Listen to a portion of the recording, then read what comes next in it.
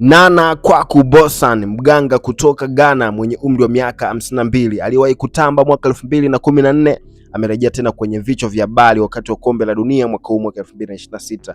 Alidai kuwa alitumia nguvu za kiroho kufunga miguu ya mshambuliaji wa England Harry Kane, jambo ambalo alisema lilichangia Kane ashindwe kufunga katika sare iliyomalizika ya 0-0 dhidi ya Ghana.